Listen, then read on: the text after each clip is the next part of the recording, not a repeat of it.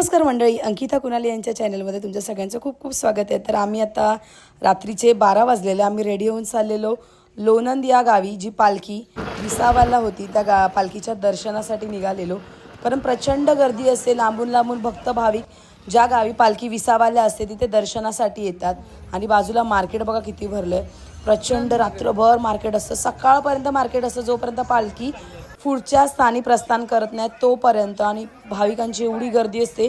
आम्ही 12 वाजता गेलेलो दर्शनासाठी, तर आम्हाला किती टाईम लागला दर्शनासाठी, कसं दर्शन झालं तुम्हाला सांगते। हे आमचं पहिलंच वर्ष होतं जिथे आम्ही लोणंद या गावी माऊलींच्या पालखीच्या दर्शनाला आलेलो आणि लाईनीमध्ये उभं होतो। सर्व भाविक लाईनमध्ये उभे होते। आम्ही आता लाईनीत उभे आहे दर्शनाला जाण्यासाठी।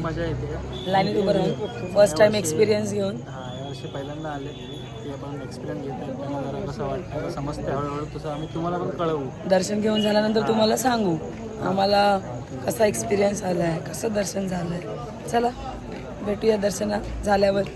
गुरुवारचा वार होता, माऊलींबरोबर आम्हाला स्वामी समर्थ महाराजांचं देखील दर्शन झालं आहे। हे आहे लोणंद गावातील श्री स्वामी समर्थ महाराजांचं मठ। तिथून जी रांग होती दर्शनाला जाण्यासाठी, खूप उत्स्फूर्तता वाढलेली माऊलींच्या पालखीच्या दर्शनाला जाण्यासाठी। आणि खूप सुंदर डेकोरेशन पण केलेलं, म्हणजे सजावट खूप छान प्रकारची केलेली आणि अरेंजमेंट देखील खूप मस्त होती। सर्वजण लाईनमधून चाललेले माऊलींच्या पालखीच्या दर्शनासाठी।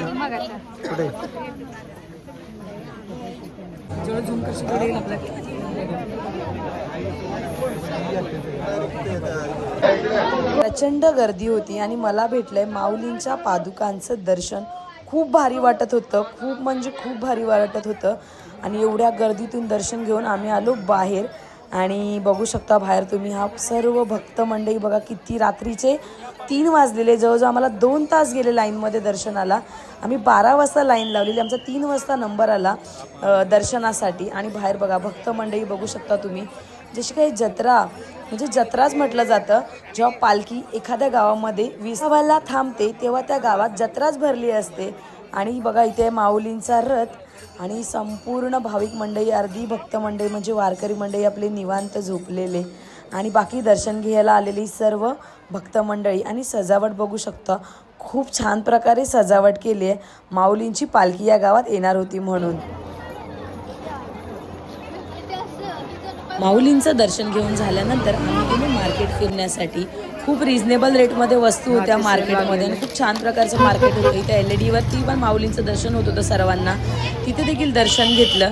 आणि आता आपण भेटूया उद्याच्या ब्लॉगमध्ये। व्हिडिओ कसा वाटेल नक्की सांगा, आवडला असेल व्हिडिओ तर लाईक करा, शेअर करा, सबस्क्राईब करा। धन्यवाद।